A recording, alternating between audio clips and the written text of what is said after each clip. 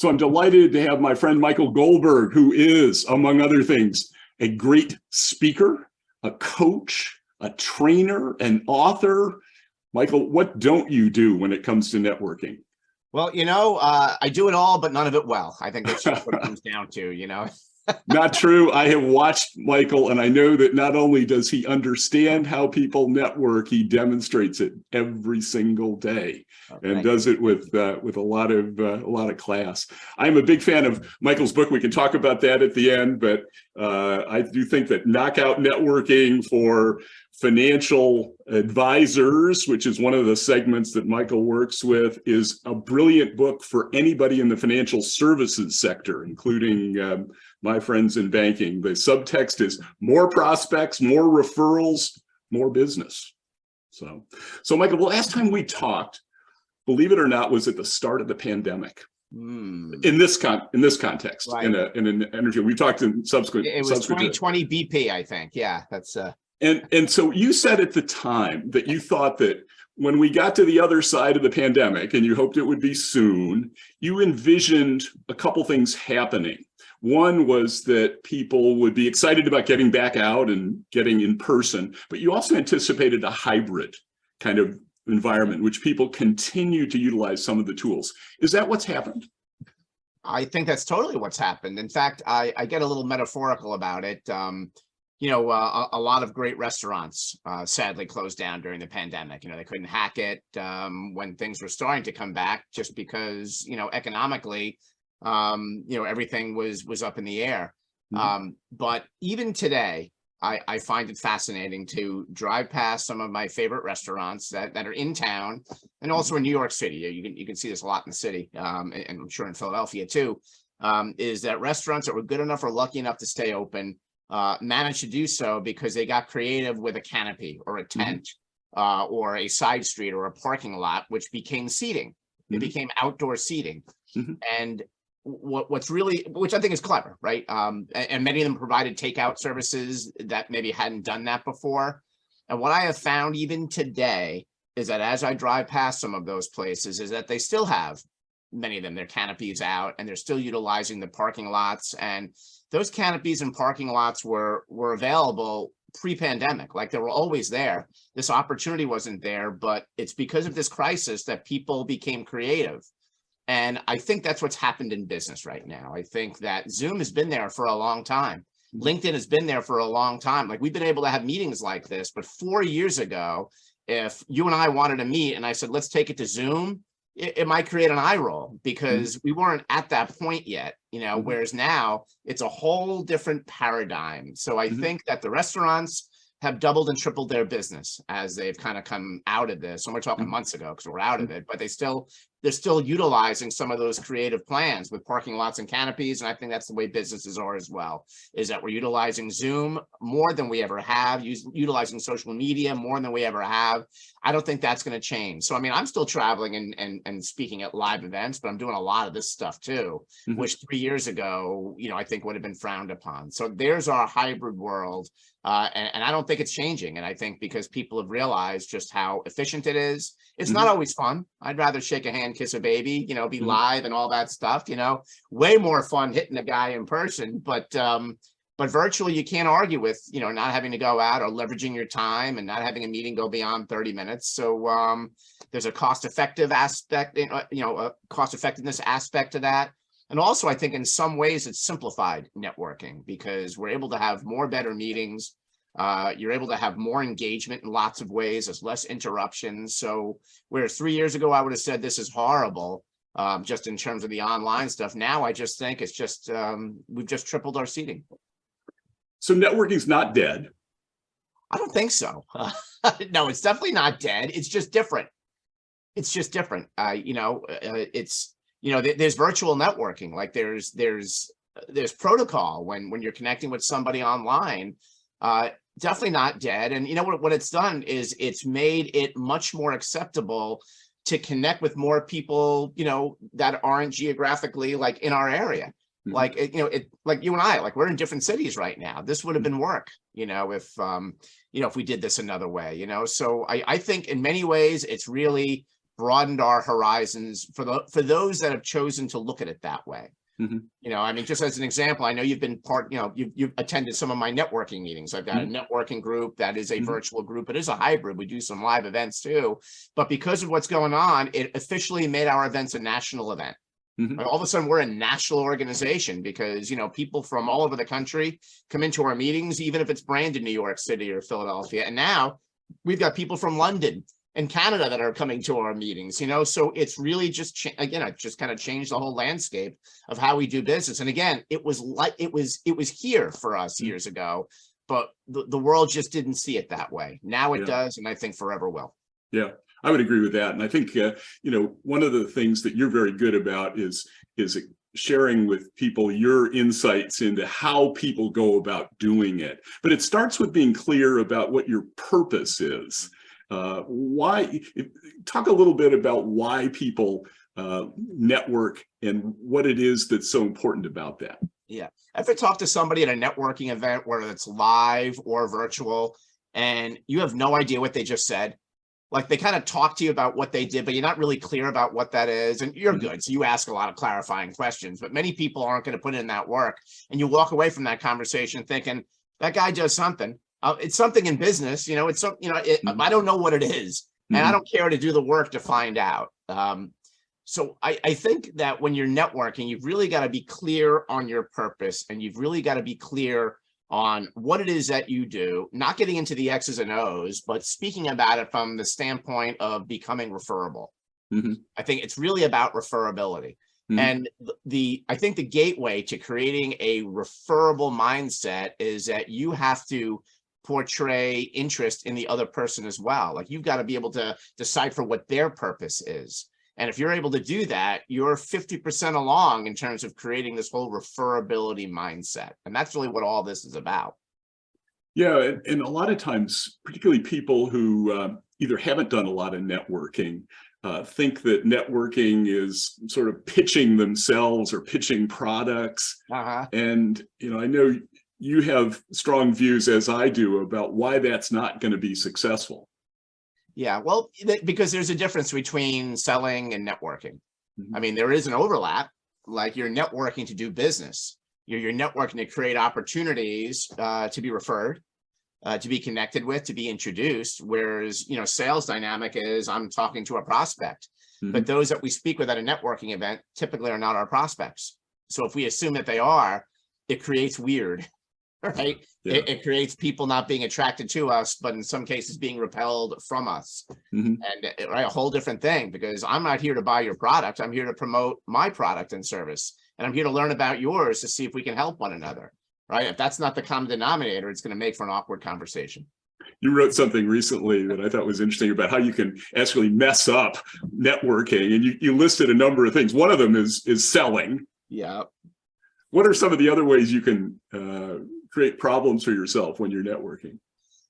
You know, I probably wrote it to be pretty funny, but people do kind of mess up. And I find people do a better job virtually, you know, because like when you're having a networking meeting, it's kind of like you're interviewing one another. But I think when you do it live, it's over a coffee, there's distractions, you had to travel to get there, you know, a whole different thing, you know. So I think ways to mess it up is if your agenda is different than the person with whom you're meeting with. You know, if you're there to kind of pitch this product, sign them up for something, you know, and that's not what their agenda is already, right? You're at a different frequency. But if you're at a similar frequency and you kind of get that it's about learning and helping one another, that's a good thing. I think if you're not equipped with great questions to ask the person that you're speaking with, you know, like you've thought about this, you've done some preparation, I think that's a way of kind of botching up networking, you know, because typically, you know, the better your questions, the better your answers, you know, so it's really about getting a great dialogue going. And if you can't do that, or you don't have the wherewithal to be able to ask great questions, you know, I think your efforts are hamstrung. Yeah. Well, you impressed me. I think the first time we met, I don't know if you remember this, but it was at a session where we were actually paired. It was a session for people that were hoping to learn a few things about networking. And I didn't realize at the time that you were somebody who not only was a great networker, but also taught people how to network. And I was struck by the questions because they were thought-provoking. They were different, but they were getting at things that you thought would be certainly things that would help you understand a little bit more about where I was coming from. Yeah, I didn't ask you like where am I? Who am I? Why are we here? Yeah, right. So you said in the past that one of the things in terms of preparation, it's important to not only pick the right kind of meetings. Right. One of the questions I ask a number of my friends out there about what kinds of things they were curious that you might be able to answer. One of the questions was how to allocate marketing dollars to networking events, and the comment was, we have a limited budget. Do you have a thought on how somebody should think about networking and marketing budgets? Well, yeah. I think it adds an interesting dynamic, and I see this in my own networking groups that I lead, is that when the company pays the networking fee, the membership fee, I feel like the member is not as bought in. I don't mean literally. I mean like figuratively. Like they feel like because there's no skin in the game, I feel like they don't take it as seriously.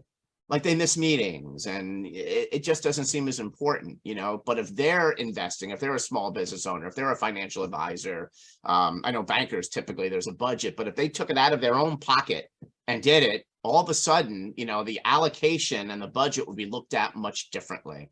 So I think that's in the eye of the beholder. So to budget for it, if you're going to really leverage networking as a serious marketing vehicle, and you're going to participate and be active and contribute and lead the charge, and it's something that doesn't get bumped on your schedule, then I think it's a good marketing allocation. It's a good thing to budget. If it's just going to be something because, you have it in your budget and it's availed to you, it's something else. It's really about how you leverage it. And it's also about how much of your week is going to be devoted to, networking, building relationships, having meetings, and there's an easy way of deciphering that. If you take your 5-day work week and you cut each of those days in half on your calendar, so that's 10%. So each half of a day is 10%. So if you look at your 5 days or your 10 sections, right, you've taken 5 days and you've half them, how many of those sections in theory would you dedicate to networking or some sort of business development? If it's a total of 10%, then you got to consider what that would cost and what your budget would look like if you're going to contribute 10% of your work week to that. Is it 5%? Is it 20%? So I think that's more of an analytical way of looking at it, is that, how much are you going to really put into this time, and heart and soul as well. If it's going to be when you've got nothing better to do, then maybe it's not a good allocation. Yeah, I think that's a really smart way of thinking about it. You have to invest. And it's time, be prepared when you go to these events. Make sure you're picking the right events to go to. And these are going to be events where you've got the possibility of connecting with your prospects and connecting with your COIs. It's also something you have to think about, what are you going to invest in afterward? Because you've taught me that if you don't follow up on most of these interactions, you're not going to get very far. Yeah. And it's also, sharpening your networking skills.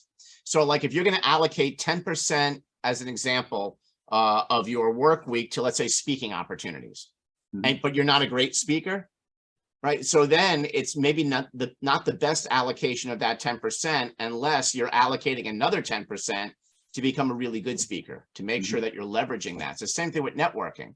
It's not just showing up. So if you're going to devote 10% or whatever the number is to this networking marketing thing, then it's how much of your time and investment is going to be dedicated towards making sure that you're leveraging it and that you're getting better, that you're improving. Again, because if you're just showing up, then you can say, I'm just showing up at 10% of the time, but what's the return? Yeah. One of the questions that I got had to do with keeping patient or exhibiting patience when you're in a business where there clearly is a scorecard that is looking for immediate kind of production. How do you balance the patience you need to develop a long-term relationship with the business challenge that people face? Yeah. Patience is a virtue. I think somebody once said. Somebody once said that. Yes. Somebody was, not me, but at least I wasn't the first. But again, it gets back to the science behind the art of networking, the sweet science of networking, whereas how much time are you going to spend? How many introductions, might be your goal for any given week? Like, it may not be easy to get referred business. Like, that takes some work and some time and some investment and some serious relationship building. But to challenge yourself to generate 2 or 3 introductions that are valuable. That's very doable. Mhm. And then what type of introductions do you want? What industry, profession, market segment, niche, dynamic, demographic, geography do you want those introductions in? And if you're good at cultivating them in the form of asking and building relationships, you can start to measure your return. Mhm. And I think that's important. The other side of that is that if you can recognize who your centers of influence are, right, your logical referral partners, given what you do, and you formulate those introductions, right, and you're a good networker and good at building those relationships, how can that not turn into business over time? Yeah. So you see, there's the, I'm going to show up. Yeah, I'll connect with people, but then there's the, I'm going to connect with the right people for the right reasons. So as soon as you start to drill down on that, you realize that there is a science behind all this stuff. You can very easily monetize it. Yeah. Well, part of it is the mindset that there's collaboration, that we're in connection. That's really what's driving successful networking. Right. So And, one of the and I know you do most of your work with banking and with bankers. One thing that I have noticed with bankers, and we've had this discussion already, is that I think that a banker, a loan officer, bank manager, what have you, I think if they were operating from a place of, if it was their bank, you know, it's Bill's bank, and they went into this, right? I think it would be they would show up much differently than if they were representing the line item of the regional bank of Philadelphia, let's just say, right? So it gets back to this whole sense of ownership and what you're going to put into the time and how you're going to allocate that time. Yeah. So you work a lot with financial advisors and people in the insurance business. And I think that, you know, some of their issues are very similar to what bankers are facing. Sure. What would you say when you think about ways in which people work to get better? You talked about how we have to keep upping our game. What would you say are some of the things that the best performers are doing to get better at networking? I think they follow really good networkers and kind of see what they're doing, what they're posting, how they're posting, you know, the content. You hang out with people that you consider being great connectors. That's how I learned a lot of stuff, is I figured if I hung out with really smart people, that I started this, you know, like a kid, you know, because I hung out with people that were, you know, way smarter, way more seasoned. And I just made sure that they were great networkers, that they just had this way about them. And I just started doing what they did, you know, so birds of a feather. So it was that, it was picking up books and reading, you know, but a lot of it is really just guilt by association, is hang out with the people that really do this the right way. And if you're hanging out with great people, you're just going to meet more great people. I think that's a lot of it, you know, and I'm always picking up pointers. You know, I teach this stuff, you know, but if I hang out with people that are really good at this, I'll say, you know, Tim, that was really good that you did that. And maybe I could be better at that, you know, so you're always thinking that way. And, you know, there's I guess there's nothing new under the sun, but it's great to hang out with people that do so many great things and they make it look easy. And I think that's just a great way of being, maybe if you're not learning something, you're being reminded of something that you could be bigger, better at. Yeah. I think that's a great answer. Now, you were modest. You didn't talk about your book. Now, this was the first book that I acquired. I was frantically scurrying around trying to find the second one. Then I realized it was in my Kindle because I bought it that way. But Michael's books entitled Knockout Networking are places to go for insights. You've also got a great blog. You can certainly be followed on LinkedIn. Is there any other place people ought to look for you to find what you're thinking about? Apparently, I've got a pretty good following on Twitter. So I guess that, so LinkedIn, Twitter for sure. I've got a blog called 3 Minute Rounds that goes out to a lot of people, mostly financial advisors, brokers, agents, and planners. So you can go to knockoutnetworking.com, press the buttons, and you'll find 3 Minute Rounds. And I put something out every week, sometimes twice a week. Anything related to the connection, networking, referrals, recruiting, presentation, platform, communication, organization, time management, focus. Great. Well, Michael, thanks for participating in this NedTalks. I promise you it won't be 3 years before we talk again, but it's great to have you with us. I appreciate it. Thank you very much, Ned. Great job. Thanks. Thanks for being with us.